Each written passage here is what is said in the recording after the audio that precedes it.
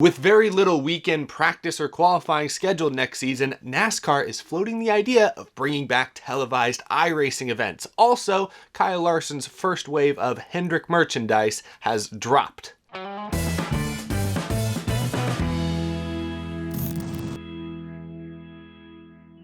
How's it going, y'all? My name is Eric and welcome to Out of the Groove. Merry Christmas Eve and a happy holidays to all of you watching from home. The month of December absolutely flies by. I've got a Christmas gift in store for all of you as well. Tomorrow at 5 p.m. Eastern Time, we will be debuting Part 2, the Eastern Conference first round of the all-new Downhill Diecast Championship from Groovy Gulch. I've been plugging it all week, but if you have not yet watched my diecast racing video from Monday, something new that I haven't done before on the channel, at least not quite like that, not quite to that scale, and we have Lionel Racing actually involved, so that was really cool. Go check that video out so you are all caught up before tomorrow's premiere. Again, 5 p.m. Eastern Time, Christmas Day. More racing coming to you from Groovy Gulch. Really excited to share that all with you. Hopefully it brightens up your holiday. You know, if you got some lousy socks or something on Christmas morning, hopefully your favorite driver wins his matchup later in the afternoon at Groovy Gulch. So we've got that in store for you tomorrow. A lot more to come at the end of 2020 and into the beginning of 2021. We are set to hit the ground running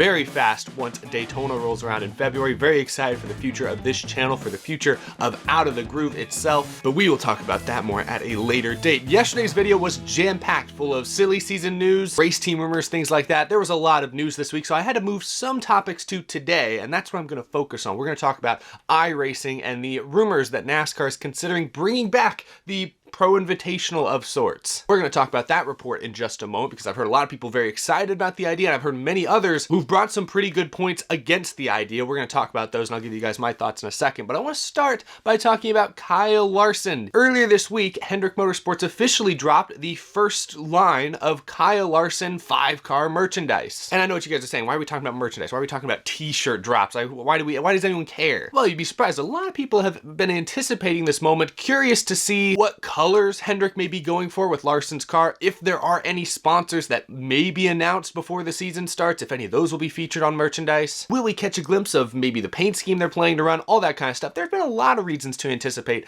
Kyle Larson's first merchandise release. And let's look at some of these t-shirt designs that are available at Racing USA right now. I'm not sure where all else they are. I did not see them at Hendrick Motorsports official website, but they might be there now, honestly, I'm not sure. But look at some of these shirts, a very simple design. You can see clearly from this shirt at least, the blue and red are the most prevalently featured colors. Get the idea that just like we saw William Byron run a blue and red HendrickCars.com scheme this last year a few times, I'm sure HendrickCars.com will be on Kyle Larson's car at least a few times this season, which basically means those races are unsponsored. Rick Hendrick's funding that out of pocket and putting his dealership on the hood. I like this one as well, very simple, but again, the blue and red, very, very prevalent. Slightly different look for the hoodie, but no sponsors really, unless you count HendrickCars.com, because I think the blue and red basically hints that's what's gonna happen. The only shirt I saw with an actual car as part of the design was this one, and as you can see, it's blank. I mean, again, the red and the blue are back, but hey, it wouldn't surprise me if that's the car Kyle Larson actually starts the season with. There are no logos on that thing. I know this is just a simple design for the sake of being on a t-shirt, but even on most NASCAR t-shirts, you see sponsor logos plastered all over those things. Even when they have the car of your favorite driver on the shirt, it's bold, it's bright, it's got all the logos prevalently featured. This is pretty glaring if you ask me. It really shows you that there are no sponsors right now signed on to sponsor Kyle Larson next season. It's pretty obvious at this point, which I'm sure is concerning if you are Hendrick Motorsports. Rick Hendrick said when he signed Kyle Larson, he knew sponsors would be hard to find at first. He believes once sponsors learn about everything Larson has done off the track, when they see the results on the track, which again, this is the best cup car Larson has ever driven, so I'm sure we will see some pretty solid runs this year. Rick Hendrick is confident some sponsors will begin to appear. I know the start of the season is still a month and a half away, but right now it's pretty clear there is no sponsorship for Kyle Larson. According to reports, he doesn't even have a personal deal with Chevrolet the way the other Hendrick drivers have. I am still cautiously optimistic that some sponsors will begin to step up once the season begins, especially if Kyle Larson's able to win a race or win 2 races in a HendrickCars.com Chevrolet. I think sponsors will have to take notice, assuming he continues his work off the track that he's been doing since, last summer, which I think has all been very, very good and has been well documented by reporters and also on this show as well. So you guys know me, I'm actually rooting for Kyle Larson next season, assuming he continues to do great things off the track as well as on the track. We all know Kyle Larson is extremely talented. He's never been in a top ride in the NASCAR Cup Series, but next year he's going to be in something pretty competitive, I think. Regardless of sponsorship, that 5 car is going to be competitive. They're not going to start giving him terrible equipment because he's not bringing in, funding from the outside. They're not going to do that. He's going to have as good a car, or hopefully as good a car as Bowman, Elliott, William Byron at the start of the year, and we'll see how things develop. But a lot of people have been wondering about Kyle Larson and potential sponsorship. Those t-shirts make it clear there's none on the horizon as of now. I don't think it's a huge problem in 2021. Obviously, you want sponsors to help foot some of the bill, but Rick Hendrick, I think, is willing to take that risk with Kyle Larson as his driver. The problem is if 2021 ends and there are still no sponsors stepping up in any significant way, if Kyle Larson continues to be shunned by corporate America, 2022, 2023, I mean, it's a multi-year deal he signed. Funding could become an issue down the line. But I'm not too worried about 2021. I still think Kyle Larson's going to win multiple races and might be a championship contender his first year with Hendrick. I know, I have lofty expectations. He hasn't been in a Cup car in almost a year. I think Kyle Larson's going to surprise a lot of people next year. Even with very little practice and qualifying, he's going to have a tremendous season. I feel he is a man on a mission. He showed it this year when he went and raced dirt and dominated week in, week out in ways few people have ever seen. So I'm excited about what Kyle Larson's potentially going to do next year. Now, speaking of very little practice and or qualifying for the 2021 schedule, that leads me to my second big topic, the thing I was going to discuss yesterday but decided to push to today because I wanted to spend a little bit more time on it. The 2021 NASCAR Cup Series schedule is going to be full of one-day shows, much like we saw most of 2020, where the teams and drivers show up sometimes the morning of the race on Sunday, and they wheel the car off the hauler, set it up really quick, and go race. No chances to make any test laps or anything like that. That's coming back in 2021 for pretty much every race except, I think, the road courses, particularly the new road courses that have been added to the schedule for the first time ever. Those are the only races I believe that are going to have any sort of practice. The reason for this, NASCAR believes it helps save teams money amidst the uncertainty of the pandemic. Sponsorship dollars are still a concern because many companies have pulled out because they've had to cut spending because of business being affected. But the idea is with no practice or qualifying, that's less tires you're having to buy, that's less miles being put on your engine, that's less days of hotels, food, travel, things like that you have to spend for your team, your crew guys, your drivers, everything like that. So in general, it cuts cost for pretty much every team. It obviously helps out some teams more than it helps out other teams, but that's NASCAR's thinking when canceling practice and qualifying for most of the season. But one group that can't be too happy about NASCAR canceling Friday and Saturday action is the TV networks, who are used to airing practice and especially qualifying before the race on Sunday. So with that all in mind, Adam Stern from Sports Business Journal reported earlier this week, with a lot of one-day shows next year, NASCAR and iRacing are working on airing sim races during Friday, Saturday broadcast windows that would typically have practice or qualifying to help make up for the lack of real-life action. It was only a matter of time until we heard these rumblings behind the scenes. The iRacing Pro Invitational, which you'll recall was what NASCAR ran for, I believe, 5 weeks? During the shutdown earlier this spring, NASCAR was able to get nearly the entire Cup Series field to suit up, load into their sim rigs, get into an iRacing event, and compete on live TV, aired on FS1 one night a week. And those events, those races, on average drew in over 1 million viewers, which is more than your average Xfinity or Truck Series race typically does. So I'm not shocked to hear NASCAR and iRacing going back to the drawing board and trying to figure out how they can continue that momentum in 2021. I'm not sure how I feel about this idea. Look, I love the idea of more competition, more things happening before the race on Sunday. I love the idea of iRacing Friday night, where you see Kyle Busch, Denny Hamlin, Joey Logano, some of the big names competing in something. And sure, maybe it's a little bit more lighthearted, just like the Pro Invitational was. It's not quite the same bloodbath competitive grind that we see on Sunday. It's a little more laid back. It's something fun. I'm all for that, but I am a bit concerned that it's not going to hold up quite the same way it did earlier this year when there were literally no sports on TV back in like April. If NASCAR tries to bring this back in 2021, when, now every sport is back in action in some way, shape, or form, I just have a feeling it's not going to hold its own quite as well as it did this year, but there are other concerns as well. There were some people arguing on social media that NASCAR and the networks instead should be giving airtime to local NASCAR series, as in like real life racing series. There's this tweet from Dylan Whitlock on Twitter that I saw a lot of people were liking, retweeting, quote tweeting, all that type of stuff. He said, instead of supporting sim races, why don't we support those in grassroots racing and line up events like the Modified Tour or NASCAR's late model series so they can get TV time? Also, I'm going to say most fans would rather watch real racing than virtual.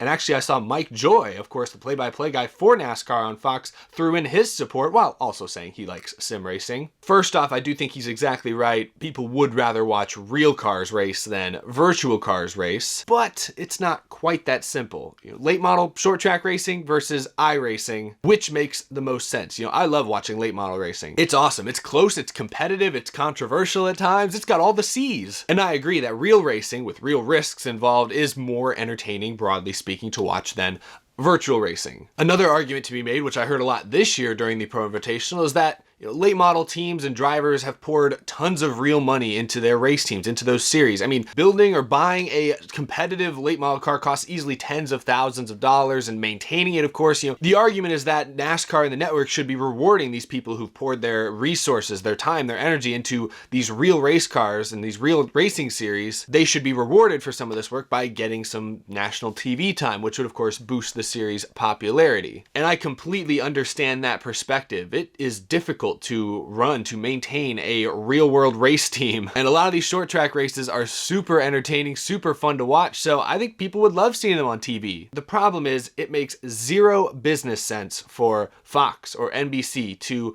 broadcast a modified or late model race when they have something like the iRacing Pro Invitational at their disposal. And here are the reasons why. Why did the iRacing Pro Invitational bring in over 1 million viewers per race earlier this year?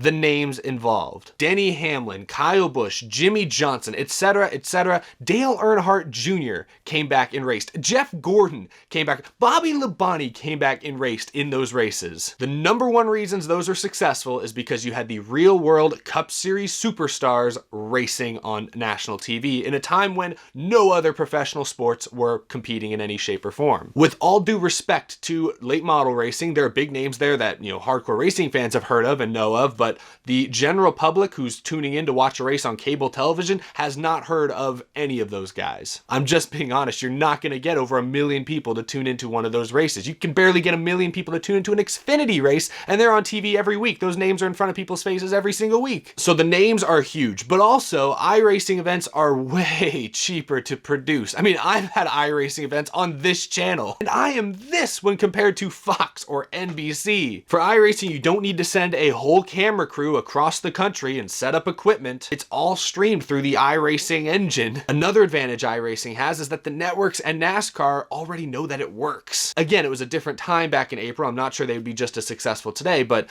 fans for the most part really seem to enjoy the iRacing Pro Invitational. And that really is my only concern with NASCAR rumored to be bringing back the Pro Invitational of sorts to make up for no practice or qualifying is I just don't think those races will be as popular now that every other major sport is back on. And I think as you get later in the season when, fingers crossed, the pandemic is more or less becoming a thing of the past, I think some fans are going to begin to resent these iRacing broadcasts because they're going to want practice and qualifying back the way I do. So I kind of understand that. I was hoping at least some point this year NASCAR would open the door to more practice and qualifying once again, but it sounds like that's not happening. So I can understand fans being a little restless, especially later in the season when pandemic isn't as prevalent as it is right now. So I am a bit mixed about this news. I'd love to see them try it at least early on this season. I'd love to see iRacing back on TV Friday and Saturday. If you can get the big Cup Series names involved, that's huge. That's what it's going to take for people to tune in, I think. I think the charm of, wow, this is virtual racing that looks like real world racing really only worked when there was no racing on TV 8 months ago. Now that racing is back, now that every other sport is back, I don't think that charm is still going to exist in quite the same way it did. So you're going to need the big names involved to attract an audience. But yeah, I'd like to see them try it early on this year, but I don't know, I'm still disappointed that there's going to be no practice or qualifying for pretty much the entirety of the season, outside of a few road courses, like I mentioned. But I am excited about iRacing. NASCAR utilizing this tool, utilizing this platform to its fullest is something they should certainly continue to do.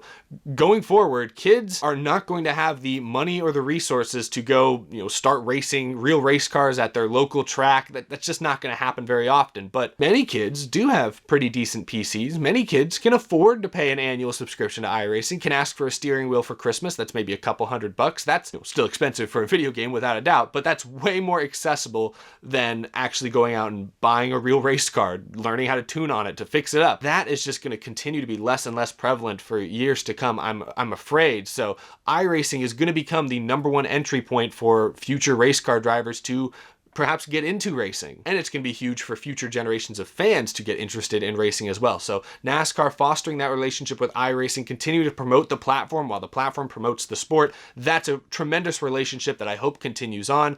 We'll see what happens if they actually do go forward with bringing back the Pro Invitational next year.